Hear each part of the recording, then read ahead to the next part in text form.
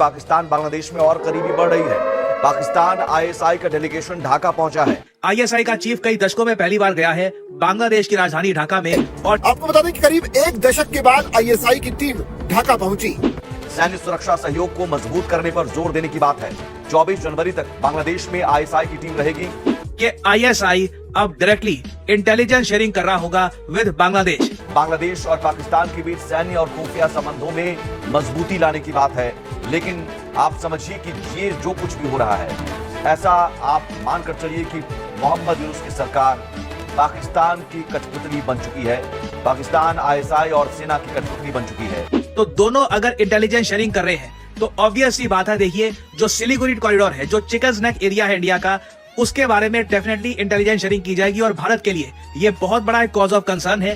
पाकिस्तान के ISI chief के बांग्लादेश के दौरे ने भारतीयों की रातों की नींदें हराम कर दी है, क्योंकि अगर किसी मुल्क का वज़ीर-ए-आज़म किसी दूसरे मुल्क जाता है तो फिर भी समझ में आता है कि वो तिजारती मामलात को आगे लेकर चल रहे हैं। लेकिन आईएसआई चीफ का बांग्लादेश में जाना वाज़ेह इस बात की दलील है कि पाकिस्तान और बांग्लादेश मिलकर किसी दूसरी कौम के खिलाफ जिहाद करने वाले हैं और इन दोनों का वक्ती तौर पर एक ही दुश्मन है और वो है भारत। तो चलिए देखते हैं कि भारतीय मीडिया आईएसआई चीफ के दौरे पर अब किस तरह की रिपोर्टिंग कर रहा है।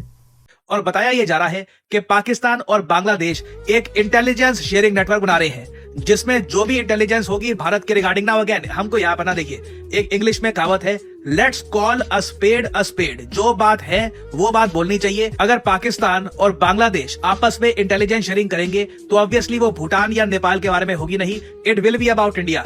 बांग्लादेश इस वक्त बहुत हॉस्टाइल हो चुका है इंडिया के अगेंस्ट। पाकिस्तान की हिस्ट्री आप सबको पता है। तो दोनों अगर इंटेलिजेंस शेयरिंग कर रहे हैं तो ऑब्वियस ही बात है, देखिए जो सिलीगुड़ी कॉरिडोर है, जो चिकन्स नेक एरिया है इंडिया का, उसके बारे में डेफिनेटली इंटेलिजेंस शेयरिंग की जाएगी और भारत के लिए ये बहुत बड़ा एक कॉज ऑफ कंसर्न है कि आईएसआई अब डायरेक्टली इंटेलिजेंस शेयरिंग कर रहा होगा विद बांग्लादेश। और आप अगर कंट्रीज के रिलेशंस को स्टडी करेंगे ना, यूजुअली दो कंट्रीज इंटेलिजेंस शेयरिंग तब करती है जब आपस में ट्रस्ट बहुत ज्यादा बढ़ चुका होता है। तो इंटेलिजेंस शेयरिंग इतनी जल्दी बांग्लादेश और पाकिस्तान के बीच में स्थापित हो जाना, ये एक बहुत ही बड़ा कॉज ऑफ कंसर्न है भारत के लिए। शेख हसीना के ढाका छोड़ते ही बांग्लादेश भारत विरोधी गतिविधियों का केंद्र बनता जा रहा है। वहाँ पहले हिंदुओं को प्रताड़ित किया गया, इसके बाद मोहम्मद यूनुस ने पाकिस्तान को भी गले लगा लिया। हाल ही में उन्होंने पाकिस्तानी प्रधानमंत्री शहबाज शरीफ से मुलाकात की थी। अब खबर यह आ रही है कि उन्होंने भारत के दुश्मन आईएसआई का भी ढाका में स्वागत किया है। आपको बता दें कि करीब एक दशक के बाद आईएसआई की टीम ढाका पहुंची।